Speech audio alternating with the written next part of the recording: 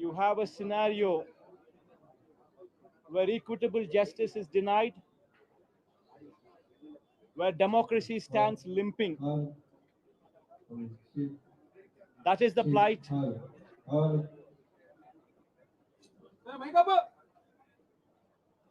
That is the plight of affairs in Andhra Pradesh. You have a government in place where within 45 days of coming into power, you have a situation where more than 30 people have been murdered, where you have more than 300 people on whom you have assaults taken place, which led to attempt of murder,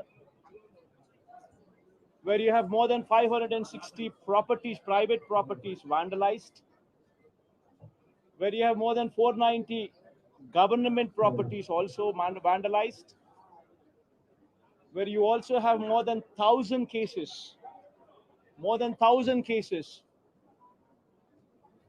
where you have a situation of assaults taking place, private properties destroyed, people walking into the houses, destroying the properties within, where plantations have been destroyed. That is the plight of affairs in Andhra Pradesh. In fact, you have people like Chandrababu Naidu's son, Nara Lokesh, displaying a red book, where he displaying a red book is actually captured in the form of hoardings and displayed all over the state. And the contents in this red book are a list of officials, a list of politicians on whom they intend to take action, on whom they intend to assault.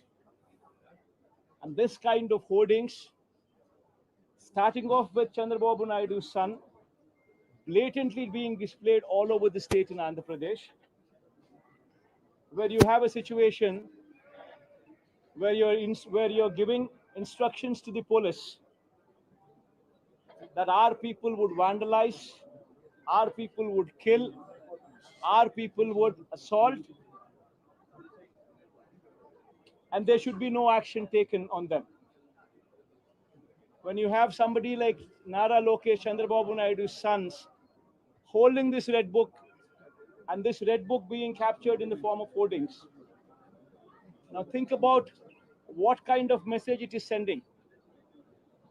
Now he starts off with a red book at the state level.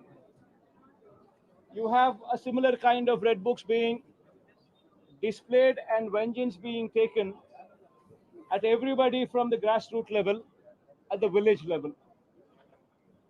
Now this is the plight of affairs.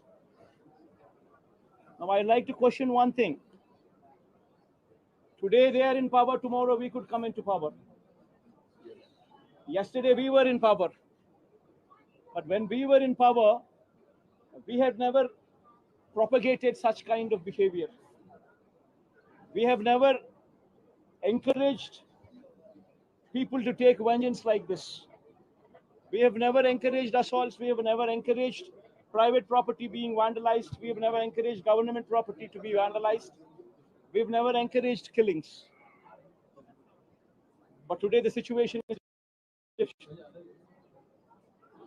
Now, if we don't question this, being part of democracy, can you imagine the plight of democracy going forward if this were to be encouraged?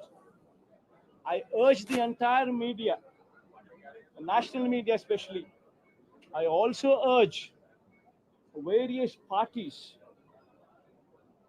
who actually constitute democracy to have a look at these photographs what are displayed, to have a look at the video clippings which are being displayed. Have a look at them. And then ask yourself, is this what we want from democracy? You have various photograph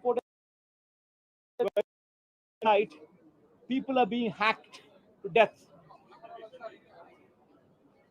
Where you have photographs displayed, where you would find a corporator running for his life, stabbed multiple times.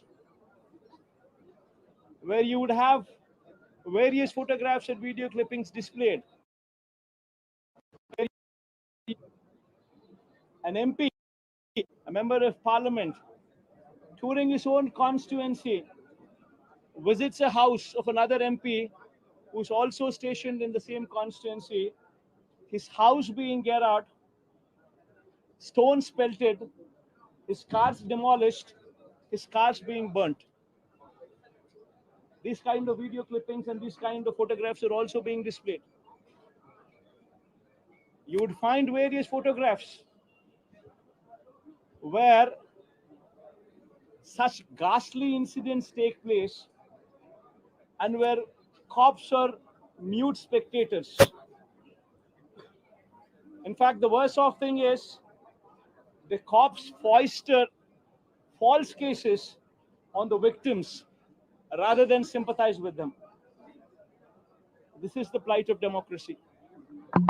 I urge the entire media, and as the day goes by, various leaders from various political parties whom we had requested to come over here to actually look at this protest, to actually look at this photo gallery protest, which has been organized, displaying these photographs, displaying these video clippings.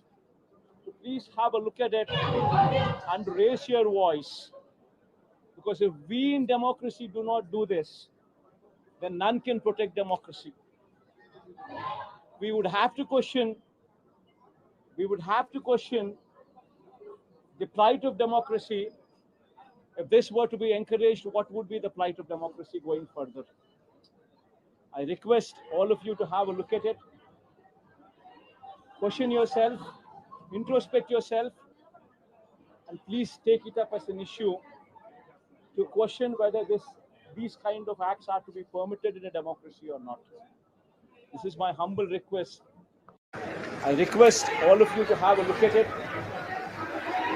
question yourself, introspect yourself, and please take it up as an issue to question whether these kind of acts are to be permitted in a democracy or not. This is my humble request to the entire national media, to the entire parties who actually form democracy in the parliament.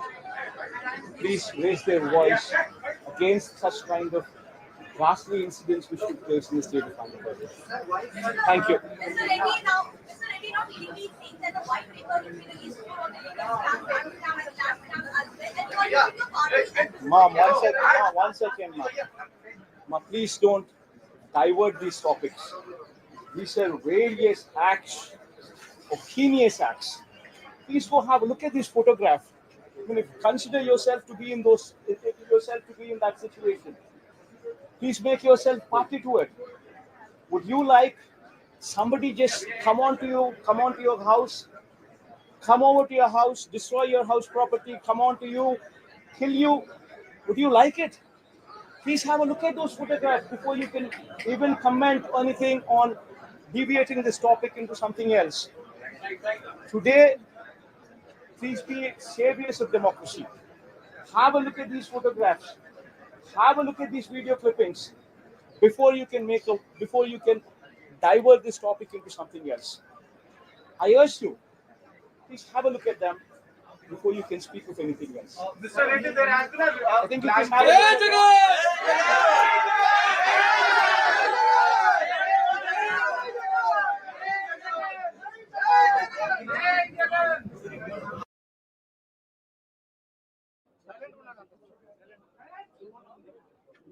Today,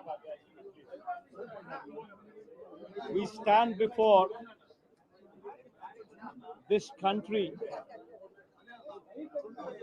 in the capital.